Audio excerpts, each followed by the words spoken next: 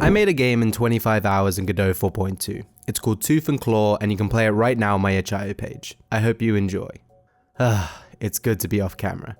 So, in the lead up to my 25th birthday, I decided to attempt 25 daily 1-hour game development streams. I called it Madvent, set up a bunch of rules, and all 25 hours are now available on my channel. Specifically, I wanted to develop a game I had been thinking about making for a number of years now. A game inspired by the mechanics of Shadow of Colossus, but with asymmetric multiplayer where a VR player puppets the large monster. Now, of course, this concept is insane, and no self-respecting developer would ever try to attempt this in the time frame given. The scope is just way too big. Tooth and Claw is an asymmetric multiplayer game where one player plays as a large monster controlled in VR, another player plays as a small cat. The cat can damage the monster at several different weak points, but needs to climb up the giant's body to do so. The giant can damage the player by quickly moving its limbs, but cannot actively see where the player is. Now, bear in mind that what I was aiming for wasn't a full game, but more a prototype with some visual flair. It does have limited sound and graphics, but mechanically it's all there and available to play over your local area network. It's fun and kinda silly, even if it's maybe not to the quality of a full release. Okay, definitely not. Look at this main menu, ugh.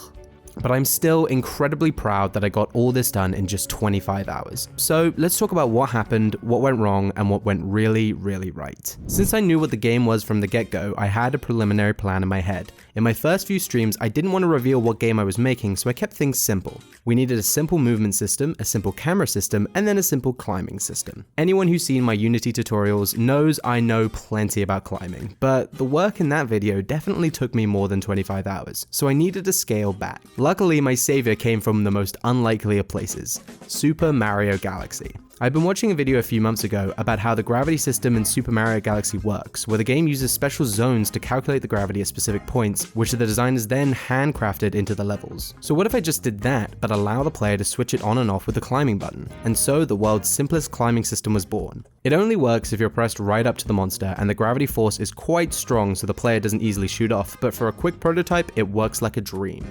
Once I had my building blocks for climbing and some basic auto generation, I set about adding inverse kinematics. Inverse kinematics, or IK, are one of the staple features of Shadow of Colossus, with limbs of both the Colossi and Wonder snapping to the surfaces they move around on. So I knew that it would be pivotal to get that working. The problem, Godot doesn't have a built-in IK system outside of animation skeletons, and since I was building my monster out of blocks, I wouldn't be able to use that. Instead, I spent the day researching IK solutions and figured out how to implement Fastic, the main IK solver used in game engines. It's not a perfect solution, and I couldn't quite figure out pole targets, but it worked great for my purposes. By that point, however, I knew that the cat was almost out of the bag.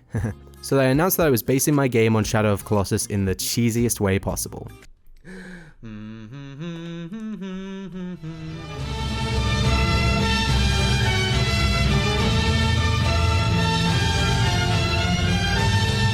The next step was building my monster, which took a surprisingly small amount of time. Then setting up the IK targets so I could easily move the hands and feet, a process I would later redo 4 or 5 times. Now we had the controls for the cat working, we needed to make the puppet controls for the monster. But I wasn't sure at this point if I would be able to integrate VR controls into the final product, so I started with some simple mouse and keyboard controls. First clicking on the floor to move the legs, then clicking and dragging on the hands in order to move the arms. This worked really well, though I would later have to refactor a lot of the code. We had the 2 different sides of gameplay, but we needed to connect them. Now, fortunately, I do have a lot of experience in working at multiplayer games. Unfortunately, those games were not written in Godot. So I tried to keep things simple, and within 1 hour, we had one player moving the monster while the cat climbed it. Granted, this took more work than expected because of the lack of C# tutorials for Godot multiplayer, but I found the right stuff and got it working the way I wanted. After that, I reversed the connection and made it so that the cat would broadcast its position to the monster at different intervals, depending on its state. I also added damage zones so the monster could hurt the cat whenever it stomped around on the ground or sped up the movement of its arms for a punch. In order to keep things fair, I implemented a health and stamina system on both sides. Each movement for the monster would cost an amount of stamina, whereas stamina drained from the cat whenever it was climbing. Finally, to level the playing field, I created a generator to generate weak points onto the monster's body for the cat to climb up and attack, slowly chipping away at the monster's health. I managed to get all of this working, but I still had 11 hours left. I was already way further than I could have imagined, but one last feature gnawed at my brain. I hadn't implemented VR support. Did I have enough time to do this? Well, you know I had enough time, I spoiled that at the beginning of the video. After a few false starts and a decent hiatus while I helped Ren film a music video, we got basic VR integration into the game, just to be able to move around the space.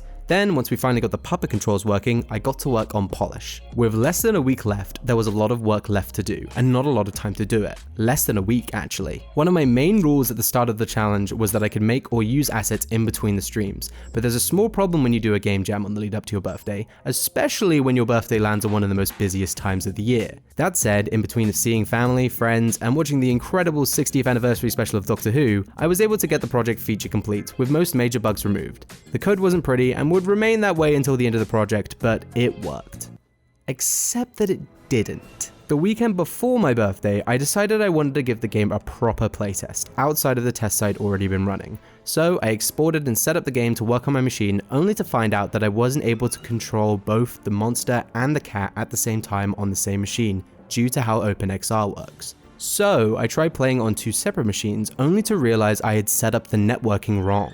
See, to connect the client to the server, or in this case the cat to the monster, I was using the local host IP address, which only works from within the same machine. What I needed to do was find out the LAN IP address of the machine running the server from the client and connect to that. With some help online, I was able to find some example server polling code, which I then had to heavily edit for my purposes. This way, the client would broadcast on the local area network saying that it wants to connect. The server would hear this and respond with a packet, and from that packet, the client would be able to find the local IP address to connect to. This worked like a dream and opened up way more possibilities in terms of playtesting. Yes, this still only worked for when both players were playing on the same Wi-Fi, but that was an okay concession for now. I wasn't going to build an entire server architecture for this challenge. I had a game that worked, was fun to play, and was mostly bug-free, but the presentation was awful. I had 7 hours left out of my 25 and it was time to spend them on graphics. I was able to do 3 final 2-hour sessions, 2 on Sunday the 26th and 1 final one on Monday the 27th. That first session started rough. From the get-go, I had always intended on using a shell-based fur rendering system in my project to make the monster look a bit scarier, but I didn't have time to write my own, and I couldn't get the Godot plugin I'd found to work. So, after an hour wasted, I set about using noise textures to give the monster this slimy green rock texture, which ended up looking quite nice, and I finally swapped out my player model for a cat model. Then I focused on the environment, giving the area a fog and dulled lighting, and giving the player a small light so that we could more easily make them out. During the second session, I focused on UI and particle effects. The UI ended up being quite basic, but easy to implement, and I didn't end up making UI for the VR player. Sometimes having data be agnostic is a design choice. For particle effects, I used Godot's GPU particle system, which was a bit more difficult than I was expecting, but gave me some great results once I got the hang of it. We were leading up to the final session, just 2.5 hours left, and there was a lot left I needed to do. We had figured out the name for the project, Tooth and Claw, and while I made this cool and sleek logo for the game, Ren decided to give it a go herself and completely knock me out of the park with her artistic talent. But I needed animation, I needed sound effects, I needed background music, I needed a way to let the monster player choose VR or mouse and keyboard controls, and most importantly, I needed to refactor the entire limb system because I wasn't happy with its features. And I did it. The refactor only took an hour, I pre-made all the animations and downloaded a bunch of stock sound effects and music from freesound.org. Separating out the VR and flat screen controls into 2 different scenes broke a lot of node connections, so I had to fix those for the umpteenth time, but as we approached the end of the 25th hour, I was genuinely really happy.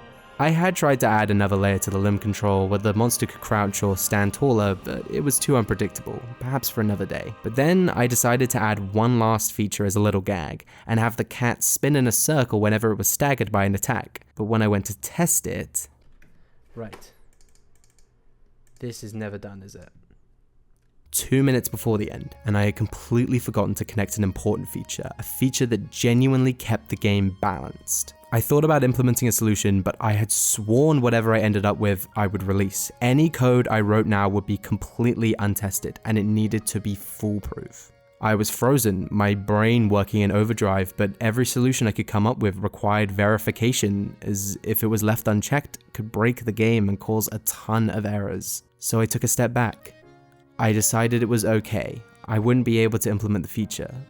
One small failure in the shadow of all my successes with this project. But then, I got it. I literally didn't even have time to explain what I was doing, or even that I had figured it out. I just wrote the code, connected the data, and bam, the stagger feature was implemented. The clock struck 12, I turned 25, and Madvent was over. So, what did we learn? Well, for one, streaming can be quite fun, especially when you have regulars. Hey Patrick. Hey Patrick. Hey Patrick. Hey Patrick. Hey Patrick. Hi, Barbie. Hey Patrick. Patrick's a real one. Wait. Matthew? Patrick? But that's just a thing. Another thing I learned is, well, basically everything I did. I've only been using Godot for half a year now, but before this project, I'd never used the engine to implement multiplayer, integrate VR support, handle VR input, create an IK solver, code UI, or set up particle effects. The fact that I was able to learn how to do these things in such a small amount of time is a testament to the engine itself, and they're all going to make the basis of some really interesting tutorials in the future. The main thing I learned, however, is that it's not enough to push yourself, you need to know when to pull back. I loved doing game jams as a teenager, but I really couldn't handle the stress of doing them anymore, especially once game development became my actual job. I loved seeing how much I could get done in such a short amount of time, but the toll it would take on my mind and body really started to get to me. Splitting up a jam like this into daily hour-long chunks where I could plan and research in between enabled me to get so much more done in a shorter amount of actual development time. You can argue that I was working on this project in those in-between hours, but if you were paying me hourly to program your game, Madvent would end up being way more bang for your buck. And sometimes I'd have a bad day, or a stuck day, or a day when Ren guest starred and talked about how much she hated Mario Kart 8, or a day when I fully forgot to start streaming so I just talked to myself for an entire hour. But it was all about moments like that final minute, where I could just step back, relax, and enter a flow state to solve my problem in record time. Keep the entire picture in my mind as I progressed and created a rather complex and broadly scoped game with only 1 or 2 code refactors. That just wouldn't be possible in a traditional jam setting, or really any setting that mirrors the worst parts of our industry. Whoops, accidentally wrote an entire rant after that line, just gonna delete that. I made a game in 25 hours in Godot 4.2. It's called Tooth and Claw and you can play it now. I hope you enjoy. If you've got feedback or improvements, maybe I'll get around to that in the future. Oh, and shout out to Ruble for being a complete menace during these streams, knocking over stuff, yowling, fully attempting to write code at points. Nighttime is definitely when he misbehaves the most, and that just so often intersected with the streams, but we made up in the end and he was there to wish me a happy birthday. Oh no, oh god, he almost destroyed the stream. Like and subscribe, and thanks for stopping by.